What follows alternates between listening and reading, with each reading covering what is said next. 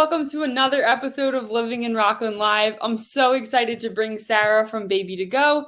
She's the founder. So without further ado, I'm going to pass it over to you, Sarah. Tell us a little bit about yourself, your name, where you work, where you live. Sure. Hi. My name is Sarah Ludwig. I've lived in Rockland almost my whole life, and I live in Nyack right now, and I own Baby to Go. So I do childbirth education and labor doula work and postpartum doula work and all sorts of baby things in Rockland and Westchester and Bergen counties.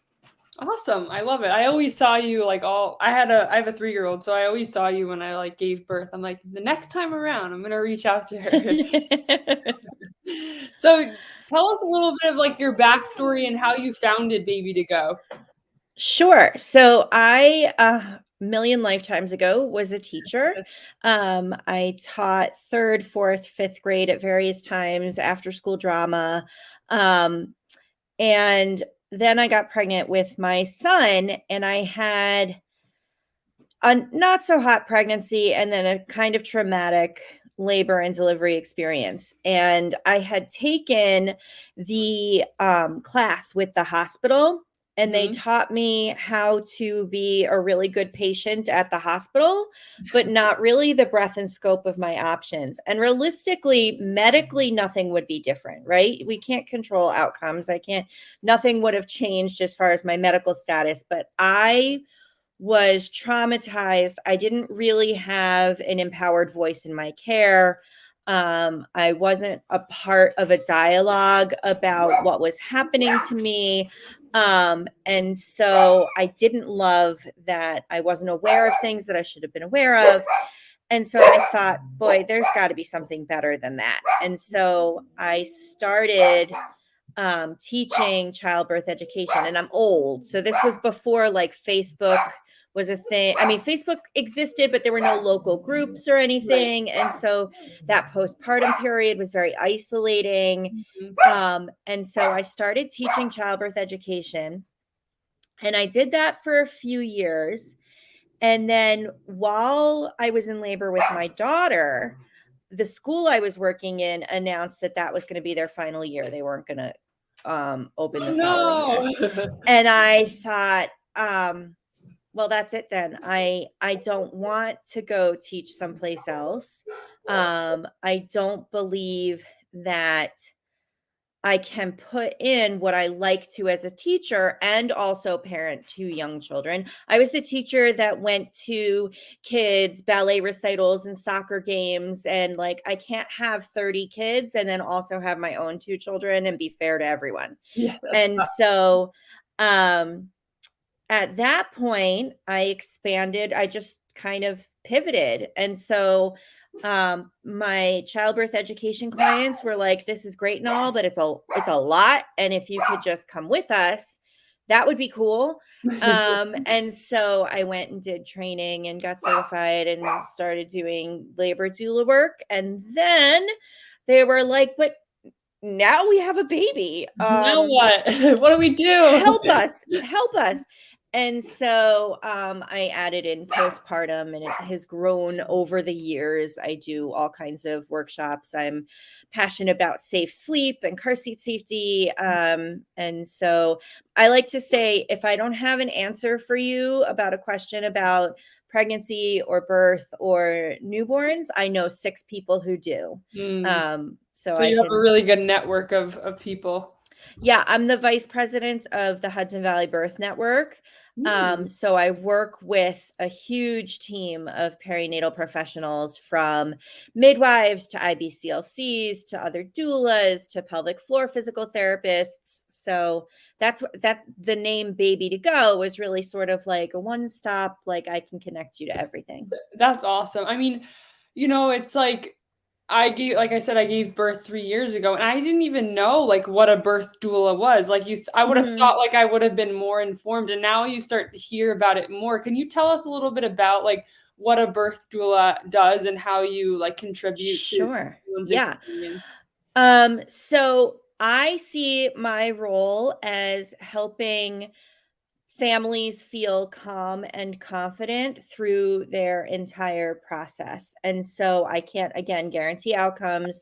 I think there's kind of this connotation of birth doulas that we're waving crystals over your belly under a full moon and whispering incantations from the birth goddess in your ear. And like, that's not my vibe. If you want her, I know her and I can connect you, but that's not who I am.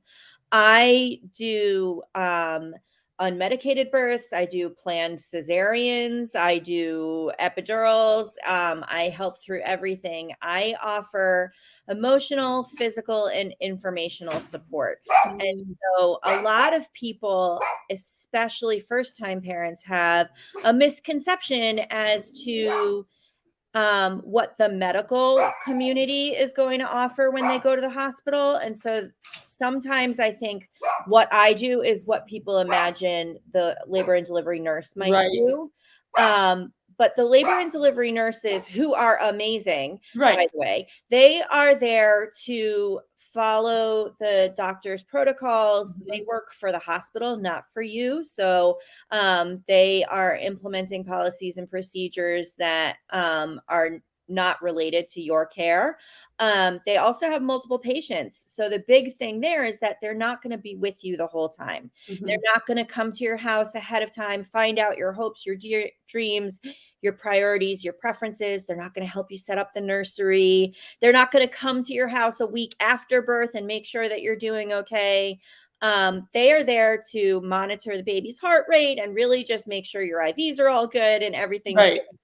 And I am there the entire time um, to help with coping measures, to help with once people have an epidural and you don't have the physical impetus, like that messaging telling you to move around.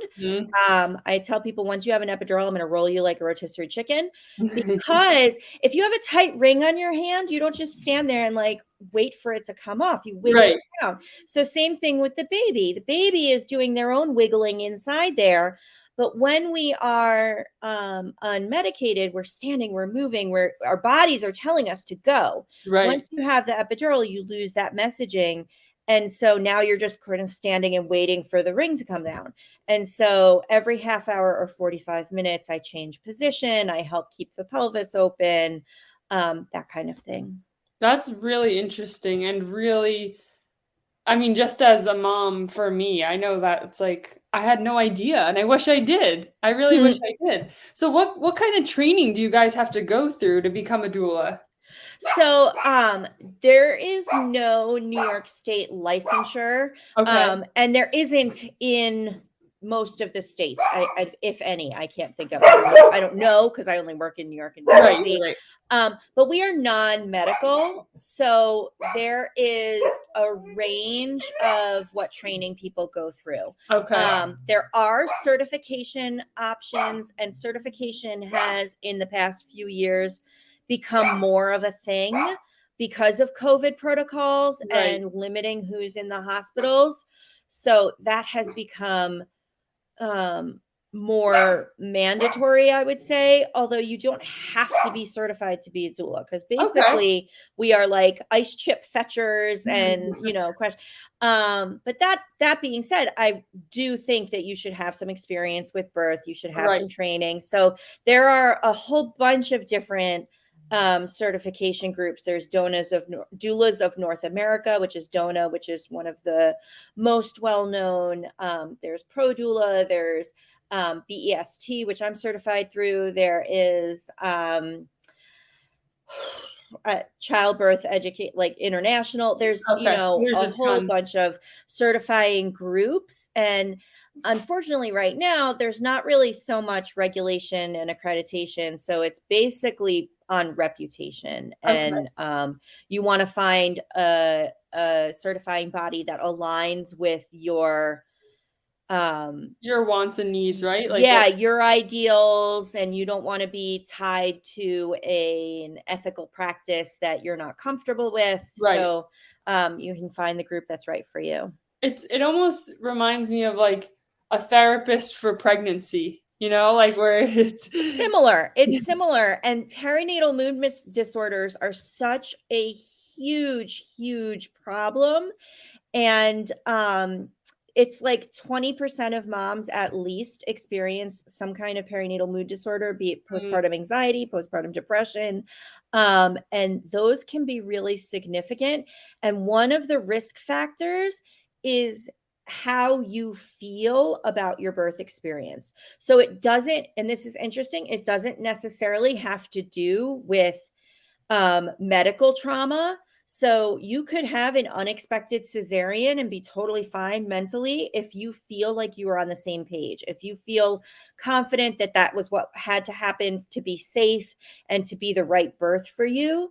But if you didn't have an empowered voice in your care, if you weren't part of that dialogue, then that can be a challenge and increase your risk factor for perinatal mood disorders. And so I do some education prenatally with my clients. A lot of people do like a birth plan, right? But mhm, not as many people think ahead and create a postpartum plan. mhm. And if you are one of those 20% or higher who experience perinatal mood disorders, who are having trouble and struggling with postpartum depression, at that point, it's hard to gather resources. You can't build a boat while you're drowning, right? Right.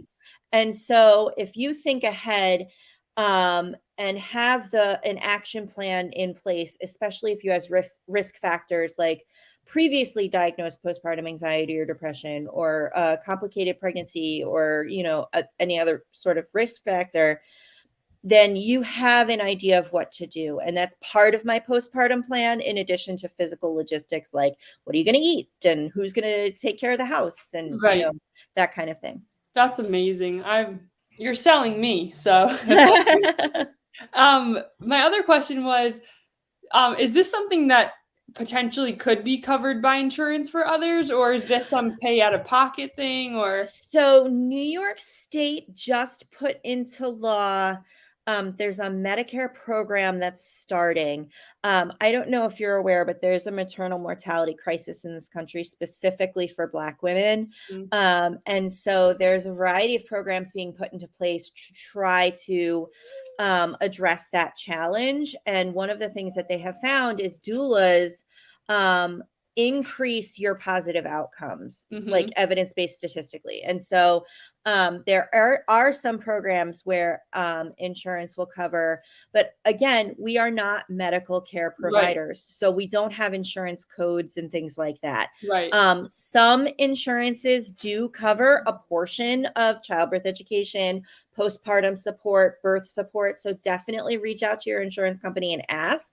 But also, many of us, myself included, take HSA and FSA funds, and oh, those that's are great to like know. legit. And so, when I have clients that are interested in having insurance cover at least part of my fee, they pay me directly, and I give them like an itemized invoice to go Right, back so with the language that the insurance companies need. that's awesome. Alright, well, as my daughter's screaming in the background. You've heard my dogs go off a couple times, probably. I hope not. I No, you're good.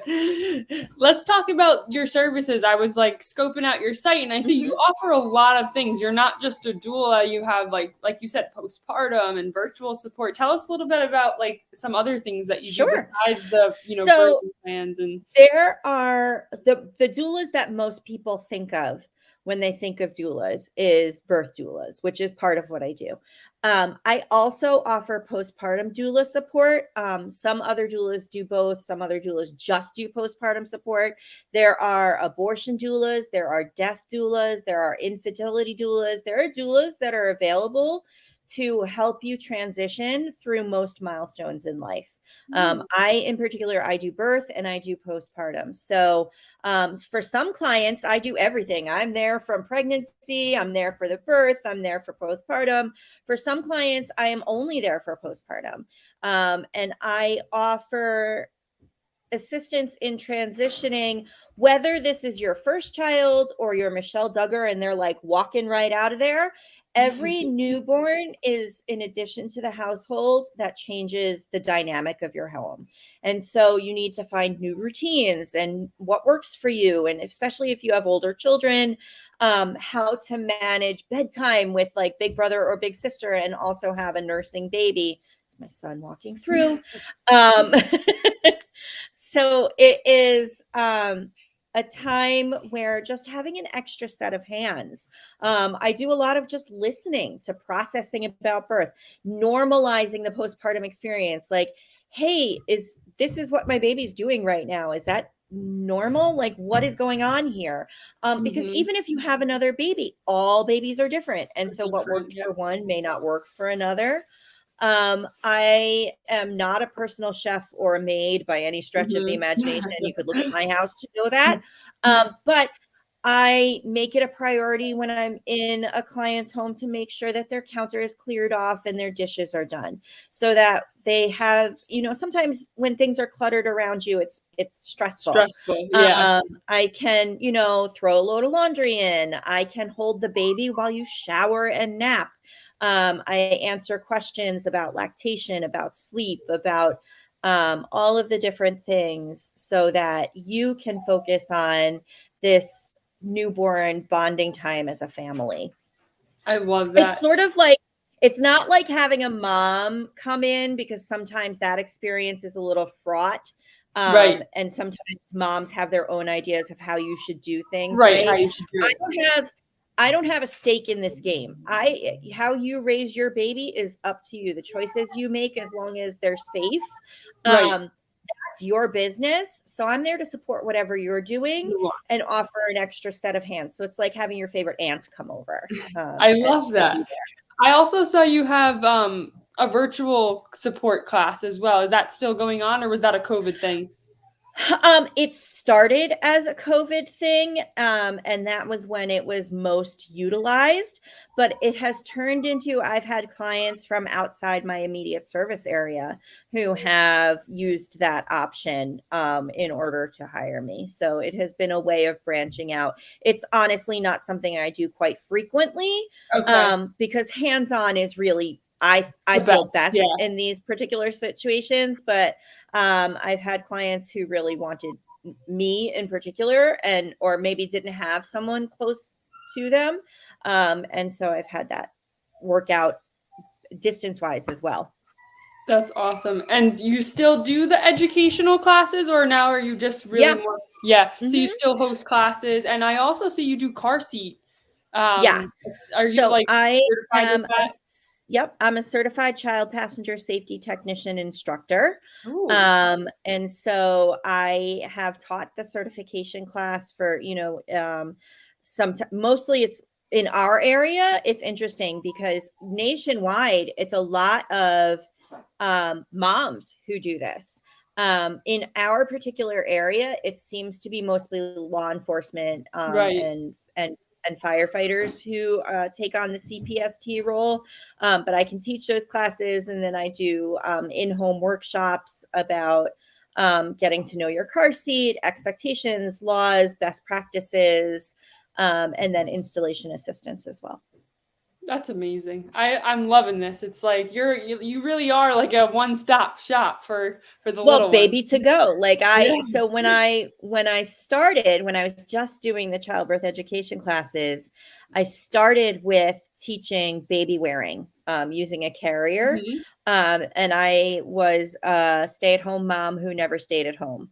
And so you can, go about your life and do your thing. And it's sort of just become this bigger company. I love it. Well, where can we find you, and where can we connect with you if some people are interested in using your services? Awesome. So pro tip, if you are starting a company, don't put hyphens in your URL because it sucks. It's the worst. Baby to go without hyphens was not available. It's still not as a URL. So I was like, oh, baby-to-go.com. That will work. That works. And now I've had it for 10 years, so I'm hesitant to change it to anything else, but it's kind of annoying. I'm also on facebook.com/baby2go. That's super easy. And Instagram, my handle is at baby_to_go.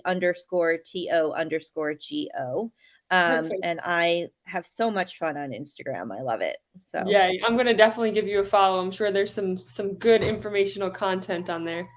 there's a lot of tips. I'm also like, again, I'm not that, crunchy sort of whispering incantations. Like I tend to drop an F bomb every now and again. Love it. I am humorous. I think that a lot of times parenting is stressful, but also there's joy and it's funny. It's so funny. And so I like to bring that in. Bring the light in, because sometimes you get, Mhm. like, the kids tantruming and you're like, "What?" And then you forget to enjoy all the Yeah. little things. Well, Sarah, Yeah. thank you so much for your time today. I'm so excited to get all of your services out there and let people know that this is available. Like, look, I didn't even know 3 years ago, and I'm excited to share this with other, soon-to-be moms and even moms that are already moms. So, thanks so much Yeah. for your time today. Awesome. I really appreciate it. Thank you for having me. This was so much fun. Bye, Sarah.